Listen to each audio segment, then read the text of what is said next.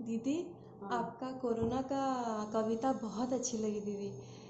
दीदी, अभी कोरोना चारों तरफ जो फैला हुआ है, सब लोग बहुत डरे हुए हैं कि हमको क्या करना चाहिए, क्या होगा आगे जाके, तो सब लोग बहुत डर रहे हैं। तो इस विषय में आपका क्या राय होगा दीदी, आपका क्या विचार है? होगा। और जो प्राकृतिक है ये कभी कभी ये भी होता है। वैसे तो ये जो प्राकृतिक होता है तो सबके किसी के ऊपर भी वो सभी के लिए होता है, पूरे कभी कभी पूरे देश में होता है, कभी कभी पूरे विश्व में हो जाता है। ऐसे आजकल कोरोना फैला हुआ है, ये पूरा विश्व उसकी चपेट में है। लेकिन फिर भी एक ही हॉस्पिटल में एक ही डॉक्टर के इलाज के अंदर दो व्यक्ति हैं, दोनों को कोरोना हो गया है।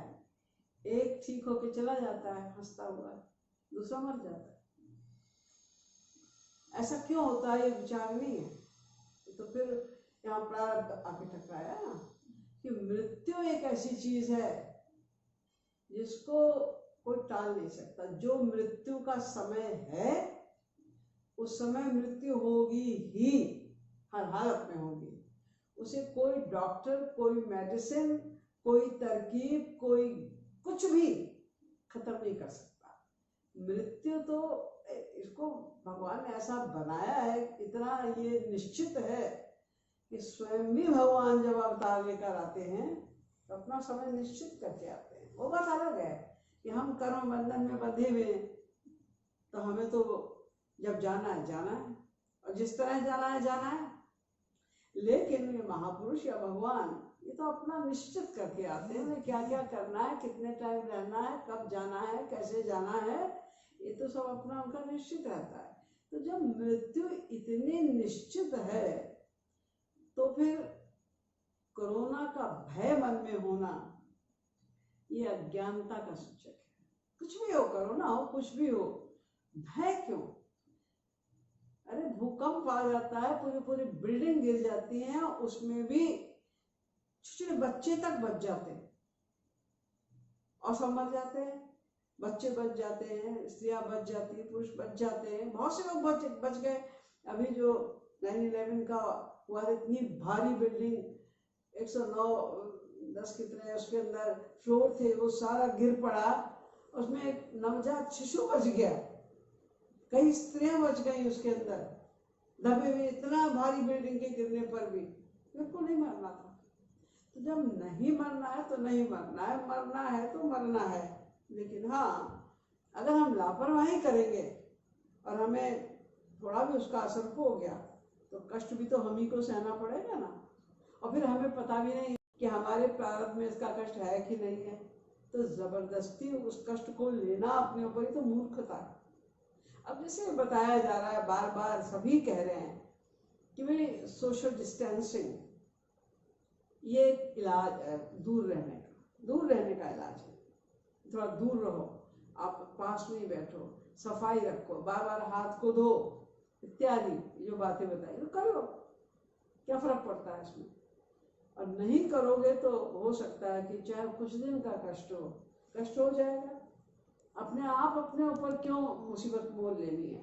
इसलिए हमें प्रिकॉशन लेनी चाहिए, बाकी डर की तो कोई बात ही नहीं है।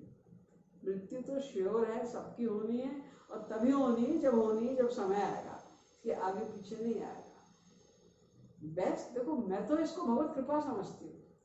जो कोरोना फैला और उसकी वजह से जो लॉकडाउन हो गया, मैं तो इसको विशेष भगवत कृपा समझती हूँ, विशेषकर उन लोगों के लिए जो भगवान के भक्त हैं, जो किसी गुरु के शरण में है, क्योंकि उनको भगवान भरपूर मौका दे रहा है कि करो जितनी साधना कर सकते हो। बहुत पहले तो हमेशा ये बहाना करते थे, समय नहीं, बड़े बिजी हैं। अब तो तुम्हारे पास कुछ है ही नहीं बिजी रहने के लिए। आराम से घर में रहो, कोई कष्ट नहीं है तुम्हें, कहीं आना नहीं, कहीं जाना नहीं, कोई प्रॉब्लम नहीं, घर में रहो, जितनी चाहो साधना करो। इससे अच्छा स्वर्णिम अवसर कब मिलेगा?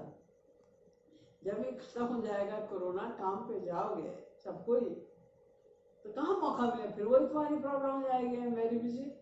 पूरे टाइम एक ही मंत्र है कि हम बहुत बिजी हैं, नहीं आ सकते हम, साधना इतनी इतनी हो गई, इतने इतने महाराज जी ने प्रोग्राम किए, बहुत से लोग बड़े बिजी नहीं आ सकते। अब कोई बहाना नहीं है, कोई बहाना नहीं। आराम से घर में बैठो, साधना करो, एकांत साधना करो, परिवार वालों के साथ साधना करो, महाराज जी के लेक्चर सुनो। तमाम धार्मिक एक से एक बढ़िया पुस्तकें श्री महाराज जी की, जिसमें पूरी महाराज जी की फिलॉसफी है। बार बार पढ़ो, बार बार बार बार बार बार एक बात का चिंतन करने से उसका असर तो पड़ेगा माइंड पे, मन की शुद्धि तो होगी। तो जितनी हम मन शुद्धि कर सकते हैं कर लें इस टाइम, इसके बाद फिर ये मौका नहीं मिलेगा। तो हम तो इसे, जो ये टाइम हम लोग को मिल रहा है लॉकडाउन का, कोरोना की वजह से मिल रहा है, तो हमारे लोगों पर तो बहुत कृपा ही है।